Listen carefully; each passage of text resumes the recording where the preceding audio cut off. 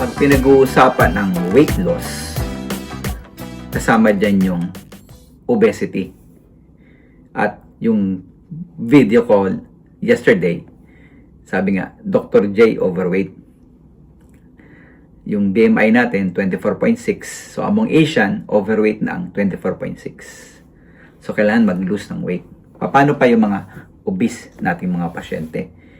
So, pag obese, pag pinag-uusapan ng obesity, alam niyo ba na aabot na sa 1 bilyon sa susunod na mga taon ang obese patients sa buong mundo.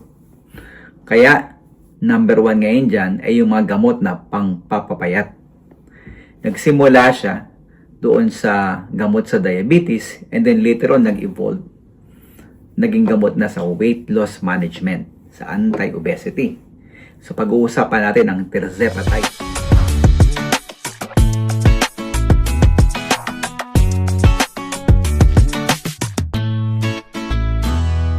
So ano ba ang tirzepatide? Ang tirzepatide po ay isang gamot na ini-inject once a week. So, yung isang pen ng tirzepatide, isang buwan yung magagamit yan. 10 injection siya. So, meron siyang 2.5, may 5, may 1. So, ganun pataas siya. So, tinitake siya ng mga patients na gustong bumaba ang blood sugar. And later on, nag-evolve na yung gamot. Na-approve na siya sa Amerika bilang gamot sa weight loss management. Sa Pilipinas, approved siya for diabetes and siguro lalabas na yung approval niya na approved na rin sa weight loss management. So, ang tirzepatide, base sa kanilang mechanism of action. So, marami siyang effect sa katawan kung bakit nagkakaroon ng weight loss. Number 1, kinokopya niya yung GLP-1 at GIP na hormone sa katawan natin. Ito yung mga hormone pag kumain ka. So, ang nangyayari dyan, ini-increase niya yung insulin release pag kumain. Binabawasan naman niya yung glucagon release, yung sugar release ng liver. So, in that way, bababa ang blood sugar. Next na effect niya is it delays gastric emptying time. So, yung kinain mo, hindi bababa ka agad, busog ka pa. So, mawawalan ka ng panggana. Isa pa sa effect niya, yung satiety, yung appetite center natin, i-attack din niya yan. So, mawawala kang gana kumain. So, lahat yan overall, pumabagsak ang timbang ng ating mga patients. In one study, yung SURMOUNT study, 72 weeks, in-inject yung tirzepatide. So, kung 72 weeks yan, may isang taon.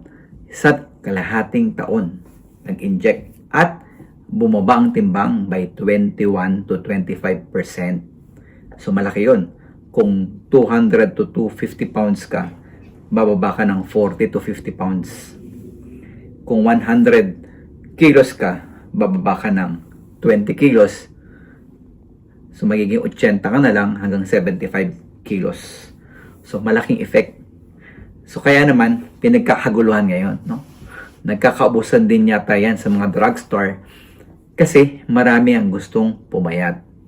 Ang next question, yung cost. Kasi may kamahalan talaga siya. Umaabot siya ng 11 hanggang 12,000 yung isang buwan mo. So kapag yung iba naman kaya, basta pumayat. Iba naman, medyo mahal. Magda-diet na lang, mag-exercise. So it's your choice. Pero, ang tirzepatide po ay upon doctor's prescription. Hindi po pwede siyang over the counter. Ang pag-take niyan is upon the instruction at upon the guidance of your doctor. Kasi, ang next question ng patient, safe ba yan? Safe ba ang tirzepatide? Kasi kung iti-take mo siya ng 1 taon, 1 kalahating taon, dapat safe yan. Tsaka mahal, di ba? Baka mamaya hindi siya safe. So, base sa pag-aaral, ang tirzepatide is relatively safe. So, kinumpare yung nag-injection niyan tsaka yung hindi nag-injection sa loob ng 2 years, halos wala namang nakitang masamang epekto yung tirzepatide. May mga reported cases lang na nagsusuka, nag-LBM, sumasakit ang tiyan, kasi nga, constipation, kasi nga, nag-i-stay lang yung food dito. So, yun yung mga pinaka-common na side effect. Then the rest, so binabantayan din dyan yung pancreas, tsaka thyroid. Kaya ini-screen yung patient at minomonitor. Pero overall, relatively safe and tolerated with compared sa placebo ang tirzepatide. So, babagsak ba ang sugar mo pag hindi ka diabetic? Base sa pag-aaral, kasi yung hormone na ginaya niya, pag may pagkain lang yan magre-release. So, wala siyang minimal, halos walang hypoglycemia o pagbagsak ng blood sugar. Nagre-regulate nga siya lang ng blood sugar. Ang A1C mo, kung diabetic ka, pwedeng bumaba ng 2%. So, malaki yun. Malaking effect. At kung mag-improve ang blood sugar mo, bababa ang timbang mo, most likely yung cardiovascular risk mo, pati sa puso, bababa din. Pati blood pressure, bababa. So, yung risk mo sa puso, magdadrop. Kaya naman, may mga further study ngayon na ginagamot na siya for cardiovascular disease. Tsaka yung sleep apnea. So, susunod ng mga vlog natin. So, I hope naintindihan ninyo ang tirzepatide. Pero, laging doktor pa rin po ang magsasabi kung kailangan nyo nito at upon the guidance kung kayo may injection. So, again, ito po si Dr. J para sa ating Journey to Health Day 8 ng 365 days.